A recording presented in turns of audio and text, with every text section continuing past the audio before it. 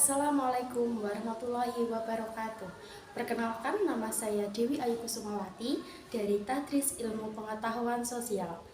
Tujuan video kali ini yaitu untuk video pembelajaran yang membahas tentang integrasi sosial. Selamat menyaksikan.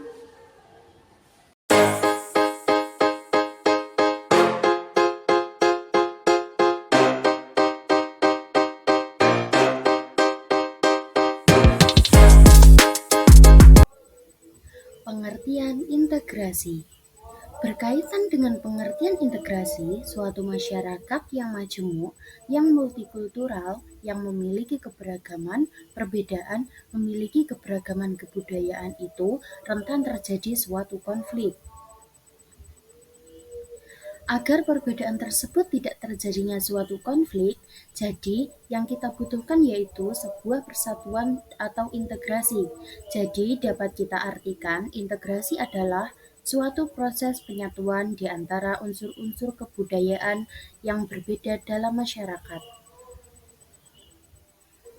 Jadi di dalam masyarakat yang memiliki kebudayaan yang berbeda, kita harus mengintegrasikan. Maka dikatakan adanya proses penyatuan di antara unsur-unsur kebudayaan yang berbeda. Bagaimana caranya kita menyatukan perbedaan-perbedaan tersebut akan terciptanya sebuah persatuan. Selanjutnya, apa sih yang menjadi syarat terjadinya integrasi? Yuk kita simak bersama-sama. Bagi syarat yang pertama, yaitu terpenuhinya kebutuhan fisik maupun sosial masing-masing anggota masyarakat. Ketika masyarakat kebutuhannya terpenuhi, baik itu kebutuhan fisiknya maupun kebutuhan sosialnya sehingga tidak ada gangguan. Ketika tidak ada gangguan berarti saling menjaga, saling memahami, saling memiliki sehingga terciptanya integrasi.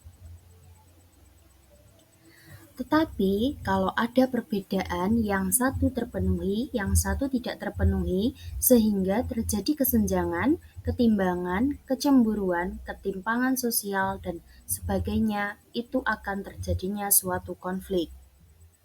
Tetapi kalau sama-sama memiliki, sama-sama membutuhkan, menghargai, pasti sebuah integrasi akan terjadi. Selain terpenuhinya kebutuhan fisik maupun sosial, syarat yang kedua yaitu untuk syarat yang kedua yaitu adanya konsensus mengenai nilai dan norma. Jadi, ada kesepakatan bersama mengenai nilai-nilai norma-norma yang ada di dalam masyarakat. Karena nilai dan norma dijadikan sebagai patokan dalam masyarakat berperilaku, serta aturan-aturan yang ada dapat mengontrol perilaku manusia agar tidak bertentangan dengan kebiasaan-kebiasaan.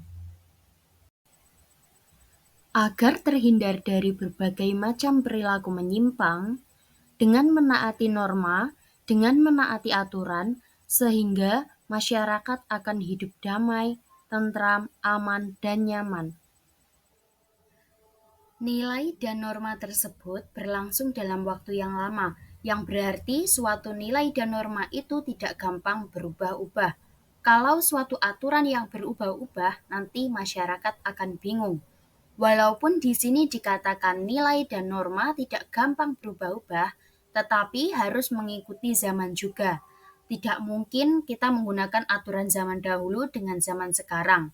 Pasti berbeda, walaupun tidak gampang berubah, tetapi harus mengikuti perkembangan zaman.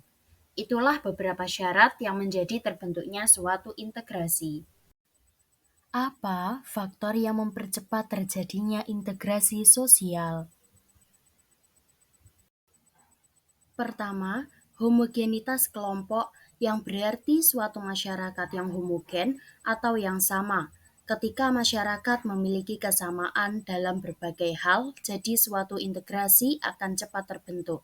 Kedua, besar kecilnya kelompok. Kalau anggota dalam kelompok tersebut itu sedikit, maka integrasi akan cepat terjadi. Tapi Kalau anggota banyak sekali, tidak saling mengenal, dan sebagainya, suatu integrasi akan sulit dibentuk. 3. Mobilitas geografis. Kalau anggota dalam suatu kelompok sering berpindah-pindah, sehingga butuh penyesuaian kembali, itu sesuai integrasi, akan lambat juga terjadi. Kalau anggota tersebut keluar masuk, sehingga butuh pendekatan lagi, pengenalan lagi, dan lain sebagainya. Jadi, integrasi itu akan lambat terjadi. Komunikasi yang efektif.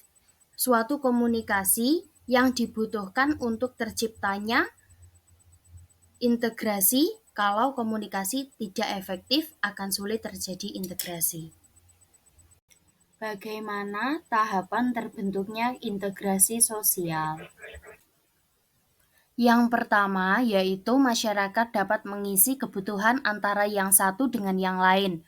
Contohnya, setiap orang memiliki peran yang saling melengkapi. Kedua, masyarakat menciptakan dunia sosial dan kesepakatan. Contohnya, setiap orang memiliki perbedaan, adanya kebutuhan membuat mereka bersatu, sedangkan yang mereka membuat tetap bersama karena adanya kesepakatan atau perjanjian. Yang terakhir, norma dan nilai harus dipegang teguh dan bertahan cukup lama. Contohnya, meskipun dalam berinteraksi sosial sering tidak sejalan, namun mereka tetap berpegang teguh pada nilai dan norma. Faktor pendorong integrasi sosial. Faktor pendorong integrasi sosial terbagi menjadi 5 bagian, yaitu faktor struktural, faktor budaya, faktor ekonomi, faktor politik, dan faktor psikologis. 1. Faktor struktural mencakup kondisi fisik dan geografis dari lingkungan sosial. Kondisi ini mempengaruhi sejauh mana individu dapat saling berinteraksi seperti jarak antara komunitas, ketersediaan sarana transportasi, dan kemudahan akses. Kedua, faktor budaya meliputi nilai-nilai norma dan adat istiadat yang dipegang oleh masyarakat. Nilai-nilai ini dapat memperkuat rasa persatuan dan keterikatan sosial sehingga mendorong integrasi sosial. 3. Faktor ekonomi mencakup ketersediaan lapangan pekerjaan dan pendapatan. Tingginya tingkat pengangguran dan ketimpangan ekonomi dapat menyebabkan konflik sosial dan menyebabkan integrasi sosial.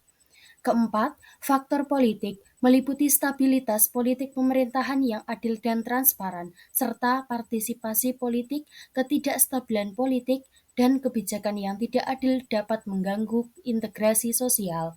5. Faktor psikologis mencakup persepsi individu terhadap dirinya sendiri dan lingkungan sekitarnya, serta kepercayaan dan sikap individu terhadap orang lain dan masyarakat. Bentuk-bentuk integrasi sosial. Integrasi terdiri dari integrasi normatif, integrasi fungsional, dan integrasi koersif.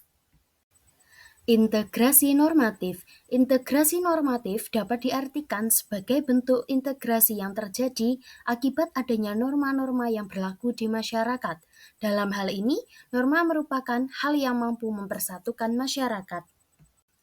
Integrasi fungsional. Integrasi fungsional terbentuk karena ada fungsi-fungsi tertentu dalam masyarakat. Sebuah integrasi dapat terbentuk dengan mengedepankan fungsi dari masing-masing pihak yang ada dalam sebuah masyarakat. Yang terakhir, integrasi koersif. Integrasi koersif terbentuk berdasarkan kekuasaan yang dimiliki penguasa menerapkan cara-cara koersif atau kekerasan.